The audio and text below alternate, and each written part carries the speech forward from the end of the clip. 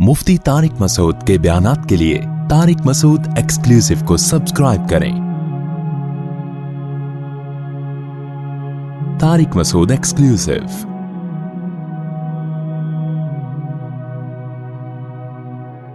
इन्नल इंसान खुलिक़ हलूआ इज़ा मस्सहु शर्रु जज़ूआ व इज़ा मस्सहुल खैरु मनुआ। अल्लाह ने इंसान के अंदर एक मैन्युफैक्चरिंग फॉल्ट है, उसको बयान किया है कि इंसान जल्दबाज है। इंसान क्या है? जल्दबाज। इस पर मैंने काफी तफसील से बात की थी। एक जल्दबाजी शरीयत में पसंदीदा है, वो है नेकी में जल्दबाजी से काम लेना, यानी सुस्ती ना करना। और एक जल्दबाजी वो है जो चुस्ती की बेस पे नहीं होती, बल्कि ख्वाहिश नफ्स की बेस पे होती है। सोचना समझना नहीं, जज्बात से काम लेके बस जल्दी जल्दी फैसला कर लेना, ये जल्दबाजी शरीयत में पसंदीदा नहीं है। तभी हदीस में आता है कि आप सल्लल्लाहु अलैहि वसल्लम ने एक सहाबी की तारीफ की कि तुम्हारे अंदर दो खूबियां ऐसी हैं जो अल्लाह और उसके रसूल को बहुत पसंद है। अल हिल्म वल अना, तुम्हारे अंदर जल्दबाजी नहीं है, बुर्दबारी है और सोच समझ के फैसला करते हो, तुम जल्दी में नहीं करते। तो अल्लाह कहते हैं इंसान के अंदर एक फॉल्ट क्या है कि वो फैसले करने में, अमल करने में क्या करता है? जल्दबाजी से काम लेता है। कोई गुनाह देखेगा, उसके अंजाम नहीं देखेगा, बस कर गुजरेगा। ये जितने नशई हैं, ये जल्दबाजी की वजह से ही नशे की आदत पड़ी ना। आजकल यूनिवर्सिटियों में नशा बहुत फैल रहा है। क्या होता है, कोई क्लास फेलो कहता है यार ये आइस ले लो, इससे आप रिलैक्स हो जाओगे, टेंशन खत्म हो जाएगी आपकी और पढ़ाई में दिल लगेगा, जब नंबर अच्छे नंबर से पास हो फिर छोड़ देना। अब भाई आप ये काम कर रहे हो, आप 20 लोगों से मशवरा करो, डॉक्टरों से पूछो कि यार ये करने का काम भी है या नहीं। समझदार लोगों के पास वो बताएंगे भाई जिन्होंने भी ये लिया जिंदगी बर्बाद, मौत के बाद ही फिर ये चीज छूटेगी, और छूट भी जाती है लोगों से, बहुत टेंशन होगी। लेकिन जल्दबाजी में क्या होगा? जिना करने वाला क्या करता है, अबे अभी कर लो, बाद में तौबा करेंगे देखेंगे। उसके बाद जो चिपकता है ना गुनाह, वो उफ 100 बार तौबा करता है, 100 बार तौबा तोड़ता है। शादी के बाद भी आदत नहीं छूटती, बुढ़ापे तक करता रहता है, पकड़ा जाता है, बच्चों में बदनाम हो जाता है, 2 टके की इज्जत नहीं रहती औलाद में, ना बीवी की नजर में, सब बर्बाद कर दिया अपना। और एक वक्त के बाद जिना की ताकत और कुव्वत वैसे ही खत्म। वो अल्लाह ने छुड़वा दिया, अब सवाब भी नहीं मिल रहा, क्योंकि अपनी मर्जी से थोड़ी छोड़ रहे हो, तो ताकत ही खत्म हो गई। तो लेकिन क्या है, बस कर लो यार, बाद में देखा जाएगा। ये है गुस्सा आया एकदम जारी कर दिया, उसके अंजाम नहीं देख रहा। तलाकों में भी यही कर रहे होते हैं लोग, अभी तो गुस्सा है तलाक निकालो, बाद में देखेंगे। भाई बाद में थोड़ी देखा जाएगा भाई, क्यों जल्दबाजी से काम ले रहे हो? कंट्रोल करो अपनी जबान पे, बाद में सोच लेना कि देना है कि नहीं देना। तो ये सारे दुनिया में फसादात, आपको पता है जंग अजीम जो शुरू हुई थी ना, पहली या दूसरी, वो भी किसी ने जल्दबाजी में किसी बादशाह को उड़ा दिया था, मुझे मुल्क का नाम निकल गया, उन्होंने फिर किसी और को उड़ा दिया। सही है ना? जल्दबाजी में ये नहीं देखा कि यार हम जब उड़ा रहे हैं तो फिर आगे उसे फिर तीसरे को उड़ा दिया, उसने चौथे को उड़ा दिया, फिर वो उसका इत्तेहादी बन गया, वो उसका इत्तेहादी बन गया। सब मुल्क तोपे ले लेके ना एक दूसरे को मार मार के, मार खा खा के सबका भूसा निकल गया था, पहली जंग अजीम में भी और दूसरी में भी। इतने लोग मरे, इतने मरे, इतने मरे, मुल्कों का दिवालिया हो गया। अगर जल्दबाजी से काम ना लेते तो जो मुल्क जंग में ना पड़ता, जो जंग में उस पे अटैक हुआ है, वो तो मजबूरी थी, बहुत सौ ने तो बिला वजह जंग में कूद पड़े, और उनकी भी ऐसी की तैसी। अमेरिका तभी तो इतनी बड़ी पावर बना हुआ है, अमेरिका पड़ा ही नहीं इस जंग में, उन्हें बोला तुम तमाशा देखूंगा, तुम खेलो, ठीक है ना। वो नहीं आया है, वो बिल्कुल एंड में आया है। जब जापान को देखा ना, उसने बहुत ऊपर जा रहा है और पूरी दुनिया की सुपर पावर बनने वाला है, तो भी अमेरिका ने जल्दबाजी नहीं की। अमेरिकी बहुत दिमाग के होते हैं, बहुत तेज। अभी पनामा में अमेरिका ने हमला किया था ना 1979 में, तो अमेरिका ने उनको बोला कि उनकी आर्मी खत्म की, बोला कोई खतरा होगा ना, हम जो है तुम्हारा दिफा करेंगे, फौज न रखो। और फिर बताया कि खतरा होगा या नहीं होगा ये भी हम बताएंगे। पनामा की गवर्नमेंट कहती है हमें कोई खतरा नहीं, कह रहे नहीं खतरा है, हम आ रहे हैं, ठीक है ना। तो इतनी लंबी प्लानिंग करते हैं ना, कह रहे नहीं एक्चुअली आपको क्या है, खतरा है, बहुत शदीद खतरा है, हम आ रहे हैं।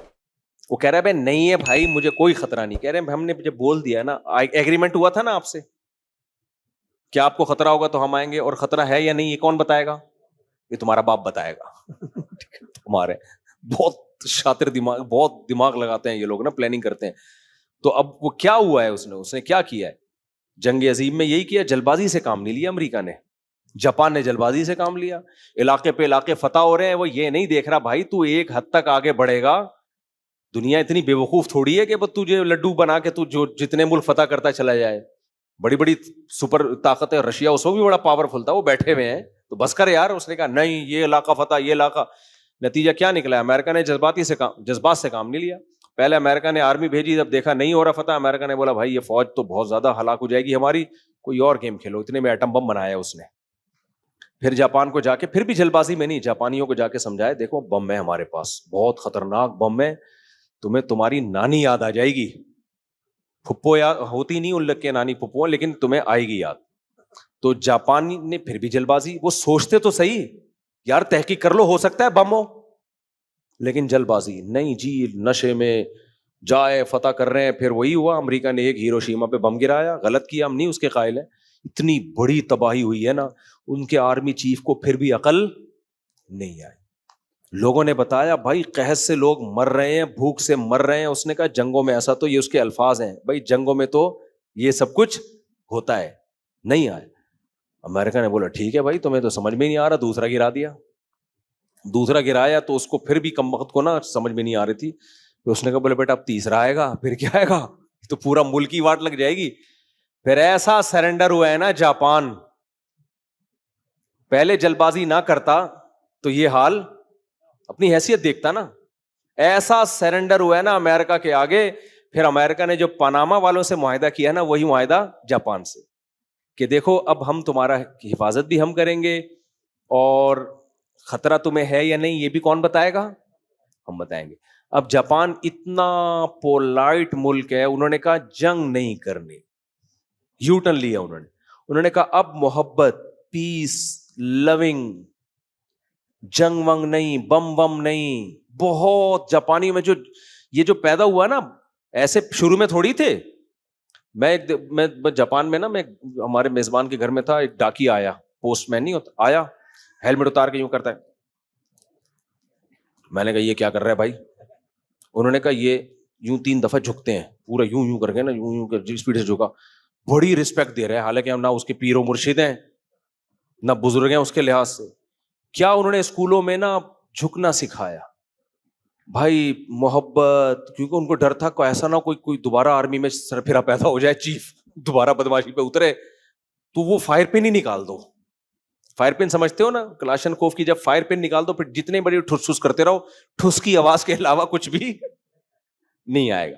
تو ایسے پولائٹ, جب قاضی حسین احمد جماعت اسلامی کے نا گئے جاپان کے دورے پر, تو اس وقت پاکستان نے ایٹمی دھماکہ کیا تھا. تو قاضی حسین احمد جب گئے تو پھر جاپان کے صدر نے کہا کہ آپ لوگوں نے ایٹم بم کیوں بنایا, یہ کتنی گندی بری چیز ہے, اس سے کتنی دنیا میں تباہی ہوتی ہے, چھی چھی تھو تھو, آپ کو یہ کام نہیں کرنا چاہیے تھا. یہ میں اپنے الفاظ میں سمجھا رہا ہوں. قاضی حسین احمد نے کہا آپ اگر بنا لیتے نا تو آپ پہ یہ حملہ نہ ہوتا. آپ پہ حملہ اس لیے نہیں ہوا کہ آپ کے پاس جو ہے امریکہ نے ایٹم بم بنایا ہے, وہ تو امریکہ نہیں بناتا, کوئی اور بنا لیتا. آپ پہ حملہ اس لیے ہوا ہے کہ آپ کے پاس ایٹم بم نہیں تھا. اب ہمارے پاس بم ہے, وہ کسی نے کہا نا بم ہے, اس نے کہا تیری اماں کون سی کم ہے, خیر. تو اب آپ کے پاس بم ہے, ہمارے پاس اب بم ہے, ہم کسی پہ ایٹم بم چلائیں نہ چلائیں, لیکن اب ہم پہ کوئی دنیا کی طاقت انشاءاللہ ایٹمی حملہ نہیں کر سکتی. ان کو پتا ہے جب ایٹم بم گرائیں گے تو پھر تو یہ ایٹم بم چلانا پڑے گا ان کو, مجبوری ہے ان کی. تو اب دنیا میں ہم ایٹمی حملے سے ہم کم از کم محفوظ ہو گئے. تو بڑا زبردست جواب دیا. تو دیکھو جاپان نے جلد بازی کی تھی, اگر شروع سے ہی تمیز سے چلتے رہتے تو یوں نہیں ہوتا, 3 دفعہ نہیں جھکتے, کم از کم بس اتنا جتنا گورے کرتے ہیں, thank you, nice to meet you. اب وہ تو جھکے ہی جا رہے ہیں, بس سردا کرنا رہ گیا.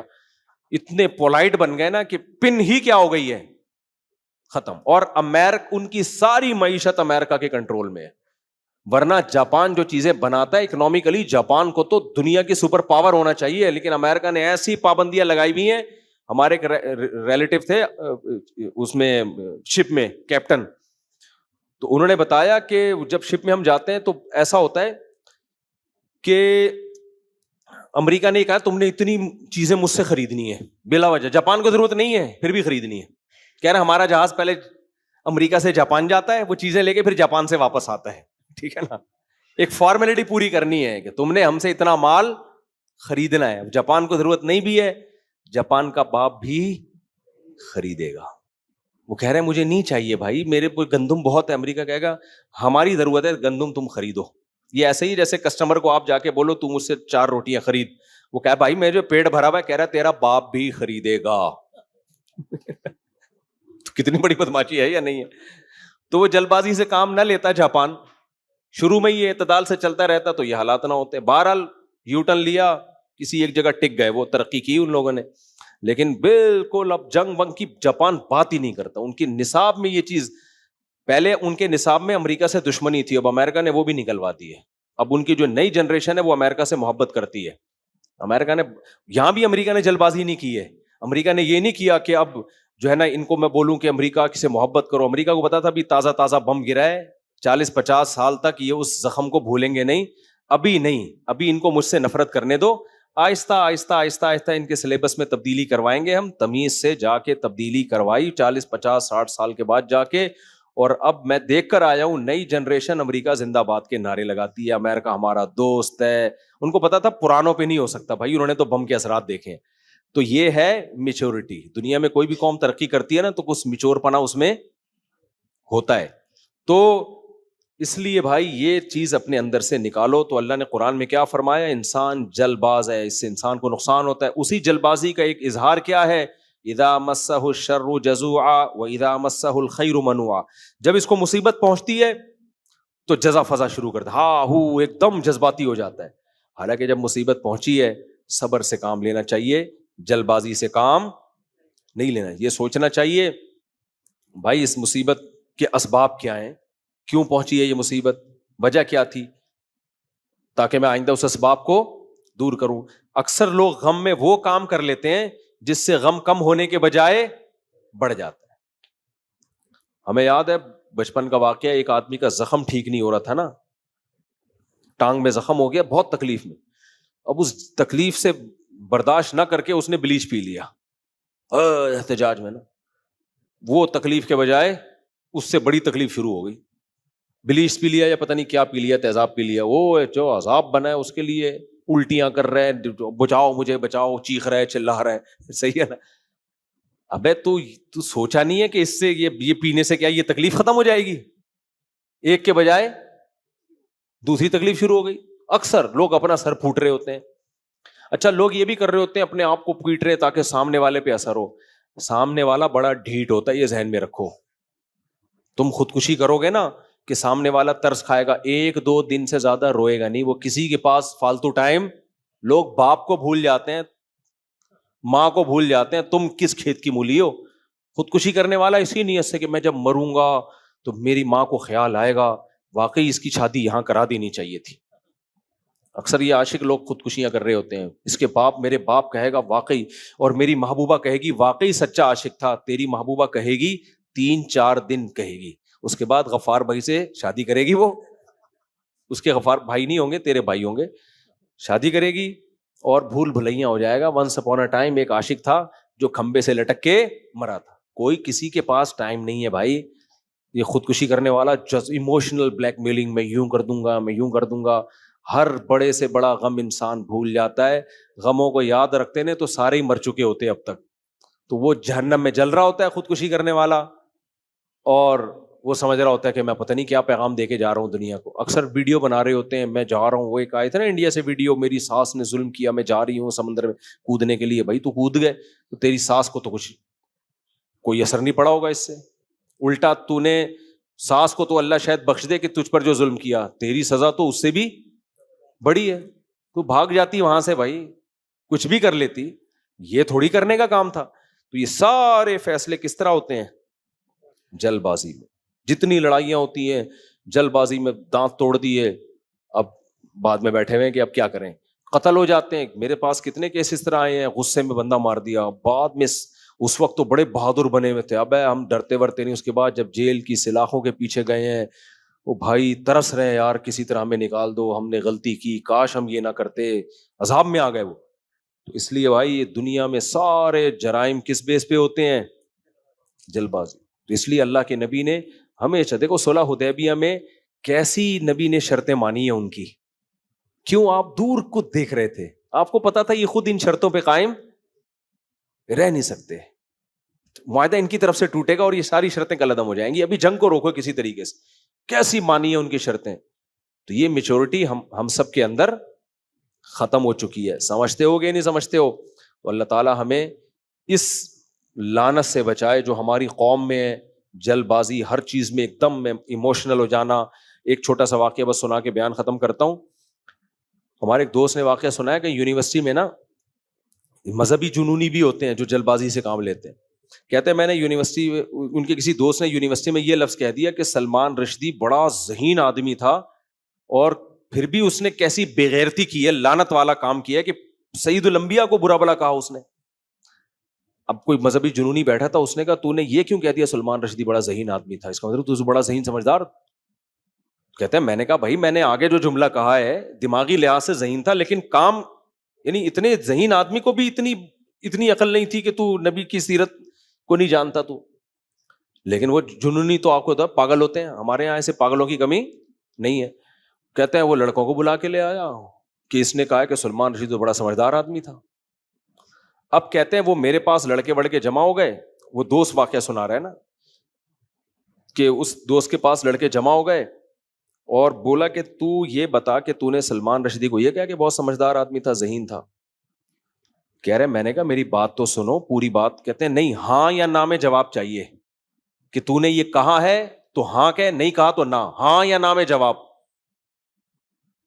کہہ رہے میں نے کہا کہ اگر میں نے جلد بازی سے کام لیا نا اور میں نے کہہ دیا ہاں کہا ہے, کہا تو تھا اس نے, تو اگلا جملہ سننے کی نوبت نہیں ہے کیونکہ یہ مار دیں گے جان سے, ایسے جذباتی ہو کے آئے تھے.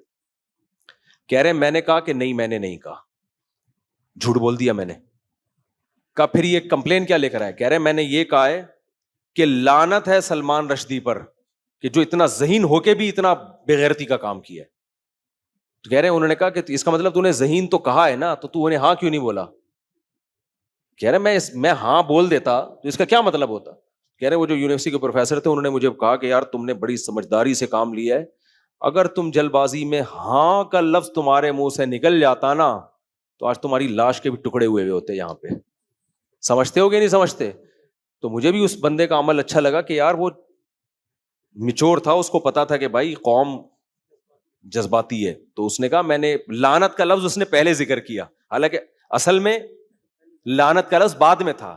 کہتے ہیں میں نے لعنت سے پہلے کیوں, لعنت ہے سلمان رشدی پر, اس طرح کی بات کو مجھے پورے الفاظ یاد نہیں, لعنت ہے اس کے اوپر کہ ذہین ہو کر یہ کام کر رہا ہے. تو اس میں یہ بھی داخل ہے کسی ڈاکو کو پکڑ لیا, پتہ ہے نہیں کہ ڈاکو ہے یا نہیں, بس آپ لوگ مار رہے ہیں تو آپ نے بھی کوٹنا شروع کر دیا, ایسے بے گناہ لوگ قتل ہوئے اس طریقے سے. تو اللہ تعالیٰ اس لعنت سے ہمیں بچائے. قرآن میں یہ جو میں نے آیت پڑھی ہے اس میں اللہ نے جلد بازی کو اچھے الفاظ میں بیان نہیں کیا. سبحانک اللہم و بحمدک نشہد ان لا الہ الا انت نستغفرک و نتوب الیک.